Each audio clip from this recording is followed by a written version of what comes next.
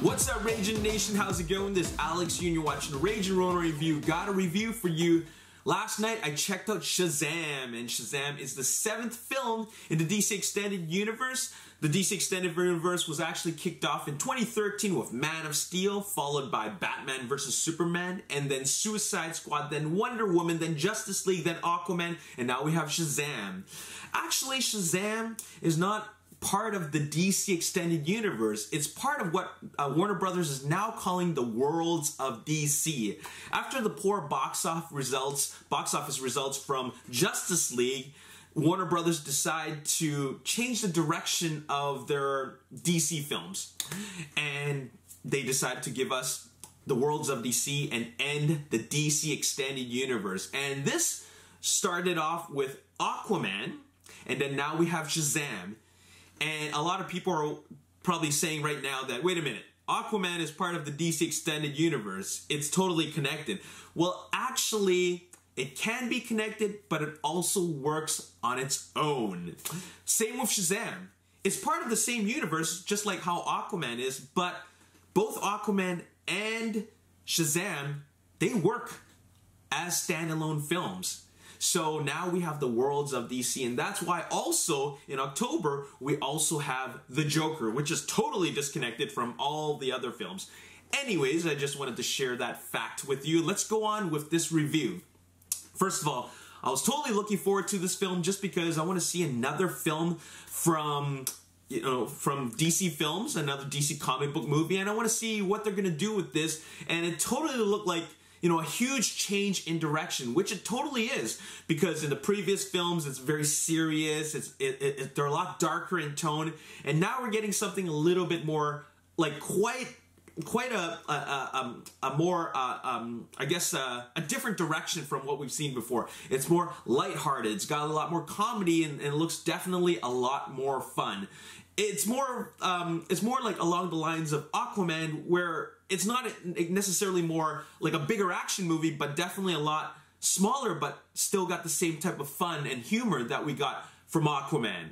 So I'm definitely looking forward to that, and I checked it out yesterday, and I gotta say that this is a good movie. This is definitely another winner for DC Films and Warner Brothers, and they did a really great job with this film. I liked a lot of the performances. I like the lightheartedness. It's definitely a very kid-friendly movie. It's got a lot of those family moments, and that's exactly what they were going for. I mean, it's definitely a huge departure from what we've seen in the past, like, for example, Man of Steel, and especially Batman vs. Superman, which were so dark in the whole vision of the films. And then you can start seeing that they're totally changing the tone with Justice League, adding a lot more humor, and Aquaman was just a lot more fun, and they add a lot of humor to that. And now Shazam is a huge departure from the first two films in DC Extended Universe. So I like how they decided to go with that change in direction, because that's what Shazam needs. I mean, just the whole premise of the film, where this kid, Billy Batson, becomes a superhero, like an adult superhero, with just yelling the words Shazam. That premise alone is quite amusing, and that's the tone of this film. It's not meant to be serious. It's definitely way more lighthearted, and they do a good job with this. Now, this movie isn't without flaws. I feel that I like Mark Strong a lot, as an actor, and I think he plays a decent villain, but as a villain, I don't think he's really that, he's not that memorable as a villain. I think he's a good, formidable opponent, like an antagonist for sure. He's definitely feared, but he's not that much different from a lot of antagonists that I've seen before in superhero films. Another thing that I thought,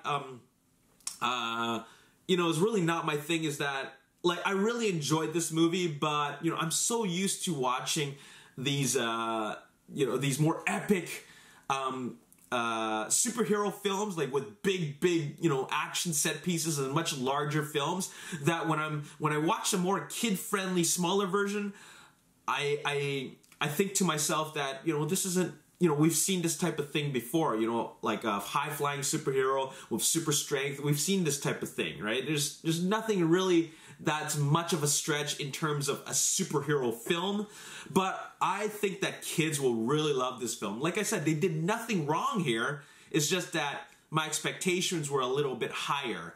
And, you know, maybe I should have expected this, considering that this is a much smaller budget film, as well as the fact that this is a, you know, this is a more street level superhero movie as opposed to something that's more epic, like, for example, Aquaman. So, you know, if you had to ask me which fun DC film I would prefer watching again, I would say Aquaman. I would definitely watch Aquaman again. I don't think Shazam, for me, requires a second viewing. And also, there's a lot of moments in this film, like, this film has a lot of great moments, but there are a lot of moments and themes that I've seen before in the past, which are really quite cliche and predictable. And, you know, really, it's not a big thing. I mean, it's not a huge flaw, but, you know, there's not, like, it doesn't introduce a lot of new elements, and there's really nothing wrong with that. It's just the way the premise of this film is. That's just how it goes, and that's the way the story goes. And so in that sense, that there's really nothing new introduced to this, I guess the genre. Is just introducing a brand new character, and a character that's quite a hell of a departure from all the Justice League characters that we've seen in the past. So I think in that sense that it you know, it works. It's a film that is different, and it's a lot of fun.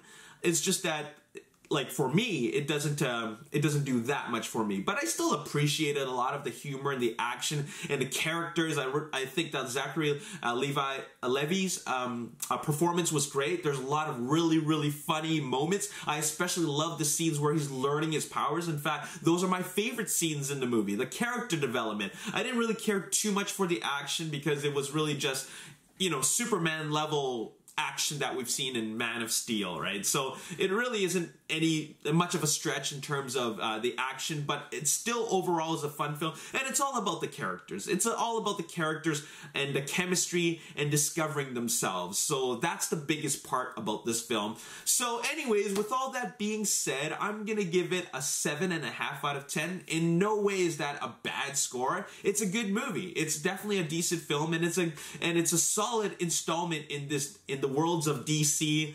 But if you were expecting something epic like Aquaman or Man of Steel, you're not gonna get that here. You're getting a way more contained superhero film, and there's absolutely nothing wrong with that.